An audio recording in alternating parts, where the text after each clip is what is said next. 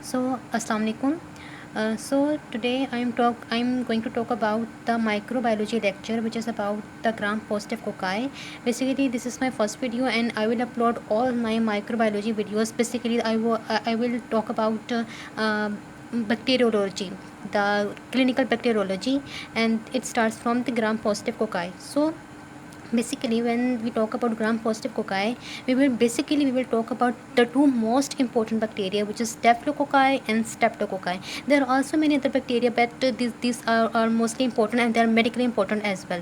So first of all, we talk about gram positive cocci, and in the gram positive cocci there is two most important bacteria are staphylococci and the streptococci. So the first test which is used to distinguish between the staphylococci and streptococci will be the catalase test. So it will be a catalase test. So this one catalase test.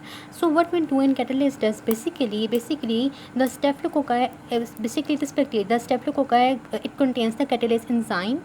So when we take a serum, which is and what this catalase actually do, we take a petri dish, and we take a petri dish, and we will add some amount of the hydrogen peroxide, and then we take a colonies of staphylococci bacteria through any stick, and then we put it will done like this. Now I will show you. I will show you here. So this is a petri dish. ठीक है basically, and we will talk about some sample of hydrogen peroxide here. ठीक है, this one is hydrogen peroxide. And now now we will take some colonies from the staphylococci bacteria through any stick. ठीक है.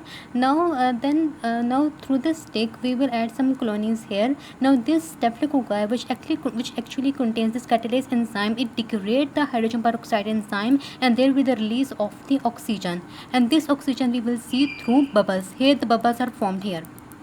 This will indicate that this bacteria is catalase positive. So this actual test is very important to distinguish between the staphylococci and streptococci, because the streptococci is catalase negative test. So when we have a sample of any so when we take a culture of any bacteria and we want to test either it is staphylococci or either it is streptococci, so this is the first test which we do, which help us to distinguish between the staphylococci and the streptococci. So now we will conclude that our bacteria is staphylococci. So when we conclude our bacteria is staphylococci, now the staphylococci and streptococci, the most important bacteria is Staph aureus. So actually in the staphylococci genus, there is three important species of staphylococci. There will be Staph aureus, Staph epidermidis, and Staphylococcus saprophyticus. ठीक है. Now Staph aureus. Now to distinguish all these bacteria, now there is another important test which is coagulase test. Now this coagulase test will be positive for Staph aureus, and it will be negative for other two Staph, which is Staph epidermidis and the Staph saprophyticus. Okay. So what happened in the coagulase test? Now we will take a petri dish. I will show you here.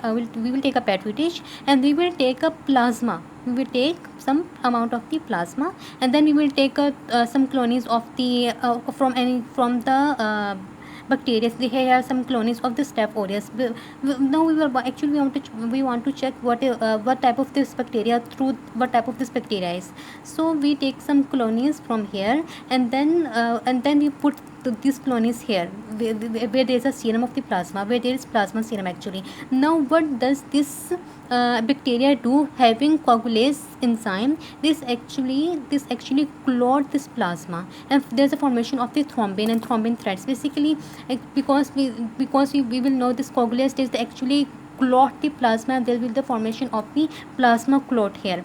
Then this will indicate that our bacteria is Staph aureus, and the other two bacteria, which is Staph epidermidis and Staph saprophyticus, is negative. Okay. Now our journey goes to these two bacteria. Now how they can differentiate either this Staph epidermidis and either it is Staph saprophyticus. Now the another very important test, which is the antibiotic sensitivity test, which is we call it Novobiocin test. This test differentiate these two bacteria. What happen is, in the Staph epidermidis is actually antibiotic sensitivity test. Now what is antibiotic sensitivity test? Now actually we take a petri dish, and we take a antibiotic here.